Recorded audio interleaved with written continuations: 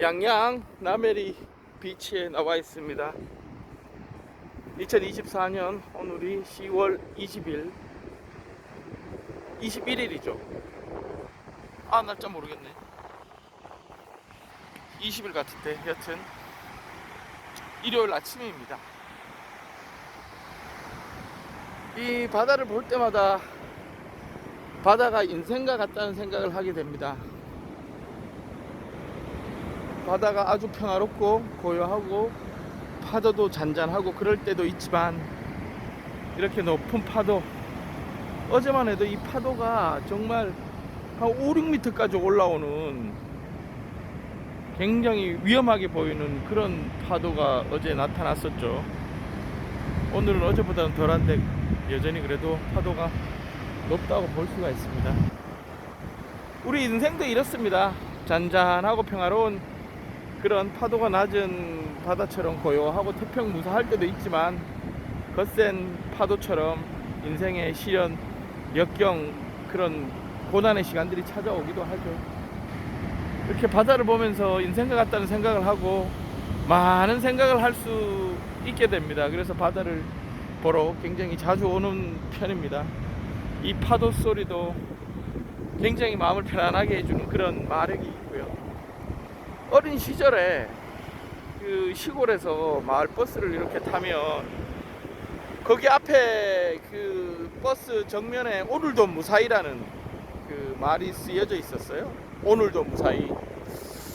그때 어린 나이에, 굉장히 어린 나이였죠. 초등학교 때였으니까 7살, 8살 때였는데 시골에서 왜 버스 기사님은 저 오늘도 무사히란 문구를 저기 버스 앞에 그렇게 두고 저거 두고 운전을 하실까, 그런 생각을 많이 했었어요. 그런데 지금 세월이 흘러서 생각해보니 하루하루가 전쟁과 같은 치열한 삶의 연속 속에서 제발 무탈하기를 바랬던 그 버스 기사님의 마음이 아니었을까. 그런데 그런 마음을 오늘날에 저도 갖게 됩니다.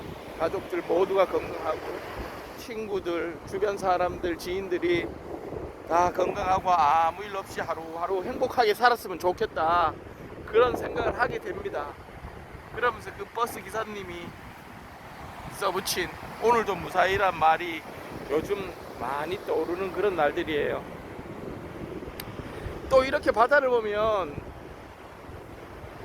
책 하나가 생각이 나요.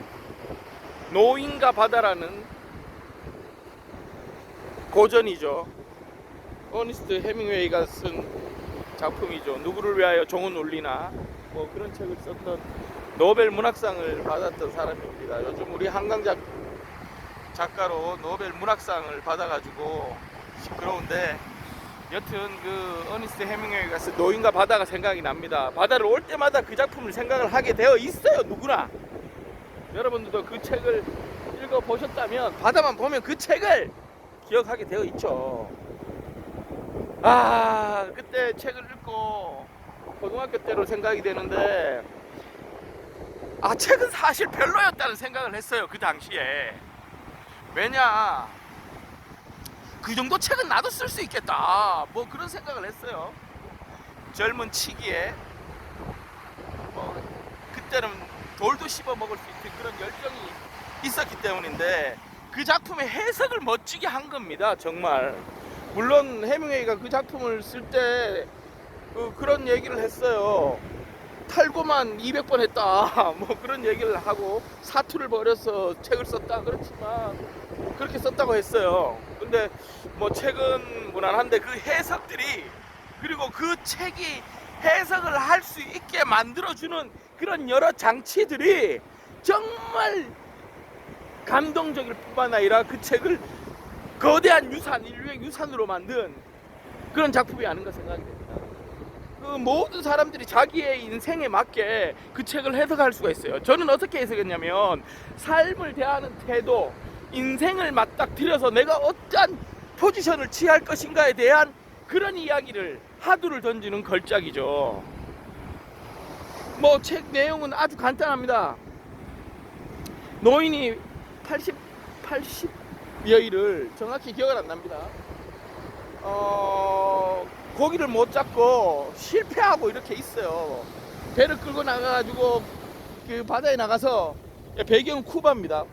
쿠바 뭐 앞바다라고 알고 있는데, 아무튼 바다에 나가, 그건 중요하지 않고 바다에 나가서 80며칠 동안 이 고기를 못 잡으니까 빡친 거죠. 그리고 드디어 이제 고기를 잡으러 또다시 도전을 하러 갑니다. 우리의 인생도 마찬가지예요. 끊임없는 도전의 연속이에요. 근데 이것도 어폐가 있어요. 왜 도전을 해야죠? 그냥 도전하지 않고 행복하게 살 수도 있는 거 아닌가? 왜 도전을 해야지? 여튼 도전을 하러 바다에 나갔는데, 자기 배보다 훨씬 큰 그 청어를 만나게 됩니다. 뭐 등푸른 생선이에요. 고등어든 뭐든 모르겠지만 청어를 이렇게 만나게 돼요. 청새치인가? 뭐 아무튼 만나게 되는데, 엄청난 사투를 벌입니다. 제가 알기로는 이틀 동안 사투를 벌어요. 책에서 정확한 내용을 찾아보시기 바라고. 이틀 동안 목숨 걸 사투를 벌입니다.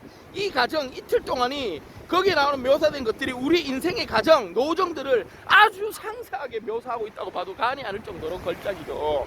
이틀간 사투를 벌여서 인생의 목표라고 할 수도 있었던 그런 청어를 드디어 잡았어요. 이야, 정말 2달 넘게 고기 하나 못 잡던 노인이 드디어 그 청어를 잡고 얼마나 기뻤습니까? 인생을 정복한 느낌으로 고기를, 자기 배보다 큰 고기를 배에 묻고 돌아오는데 피냄새를 맡은 상어를 만나게 됩니다. 모든 인생이 그렇죠. 어디 순탄하기만 하겠습니까? 잘되면 시기, 질투, 주변에서 공격이 들어와요. 정치판도 그렇고 우리 일상 직장생활도 그렇고, 인생이 그렇습니다. 이 청어를 배에 싣고 오는데 피냄새를 맡은 상어떼가 와가지고 청어를 다 발라먹습니다. 노인은 그것을 막기 위해서 온갖 힘을 다 써요. 처절하게 이 지옥같은 풍진 세상에 악전고투하고 있던 이 땅의 아버지들이 그렇게 여러분들 가족을 지키고 있단 말입니다. 그래서 결국은 그 청어가 앙상한 대가리랑 뼈만 남게 되죠.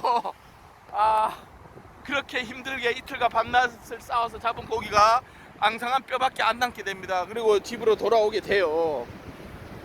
그렇죠. 이 굉장히 간단한 스토리 플롯인데 내용을 보면 인생의 모든 것을 담고 있습니다. 그 문장 하나하나가 주옥 같아요. 소년아, 너는 무엇을 잡았니? 무엇을 잡을 거니? 소년아, 너는 이 인생에서 어떤 꿈을 펼치고 어떻게 삶을 대하는 태도로 살아갈 것이니? 그런 질문을 던지는 거 아니겠습니까? 다시 한번 읽어봐야 되겠네요. 그리고 그날 밤 지친 몸을 이끌고 잠을 들었는데 사자꿈을 꿉니다. 사자꿈. 이 사자가 상징하는 바가 굉장히 컸죠. 다시 용기라는 겁니다. 나는 다시 용기를 가지고 사자가 되어서 또다시 왕고기를 잡고 상어떼를 무치르고 다시 집으로 귀환할 것이다. 내 인생을 맞닥뜨린 온갖 시련을 다 극복하고 다시 내가 나의 삶의 주인공이 될 것이다. 이런 함의를 갖고 있는 것이 바로 사자입니다. 사자. 내용은 굉장히 간단한데 해석하기에 따라서는 얼마나 많은 다양한 해석을 할 수 있습니까? 이것이 바로 노벨 문학상의 지가다. 저는 그렇게 보고 있습니다. 단순한 서술, 서사, 기교가 아니라 독자들이 그것을 보고 많은 생각을 해야 돼요. 저 같은 경우에는 이런 생각을 해봤어요. 왜 물고기 나가서 바다에 나가서 물고기를 잡아야 하는가? 인생을 왜 그렇게 도전을 해야죠? 금수저로 태어나가지고 물려받은 재산으로 편안하게 먹고 살아야 되잖아. 왜 그 험한 인생의 항로를 하려고 해? 그냥 즐기고만 살아도 되는데, 우리의 자식들에게는 그런 좋은 꽃길만 걷게 해줘도 되는데 왜 그런 도전하고 시련을 겪고 아픔을 느끼고 상처를 받고 다시 재기하고 이런 과정 자체가 우리 인생에 무슨 의미가 있나요? 안 겪으면 되지. 행복하게 살기만 하면 되지. 그런 삶을 전수해 두면 되지. 뭐 그런 생각도 좀 들기도 합니다. 그렇죠. 그런 삶이 들기도 하고, 아니면 어떤 사람은 그걸 보고 그런 얘기를 할 수도 있어요. 지치지 않는 불굴의 의지. 항상 매사 긍정적으로 밝은 이미지로, 의지로 어떠한 시련, 역경, 고난이 나에게 닥쳐오더라도 강인한 의지로 그것을 다 극복하고 말 것이다. 뭐 그런 아주 좋은 책이다. 이렇게 해석을 할 수도 있고, 또 한편으로는 그 청어와 그렇게 열심히 싸우는 그 과정, 그 성실, 노력 그 자체가 삶의 아름다움이다. 이렇게 얘기를 할 수도 있을 것입니다. 해석은 각자의 마음이니까, 문학은 그래서 문학이니까. 그렇지 않습니까? 근데 저는 개인적으로 볼 때는 제가 모두에서 말씀드렸죠. 오늘도 무사히 저는 항상 행복하고 고요하고 편안한 심리 상태로 매일매일 행복하고 싶습니다. 파도가 치지 않는 잔잔한 푸른 에메랄드빛의 그런 바다 같은 인생을 살고 싶군요.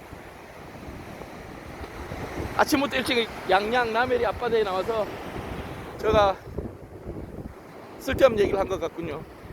이상 파도 소리 들으면서 마치도록 하겠습니다. 감사합니다.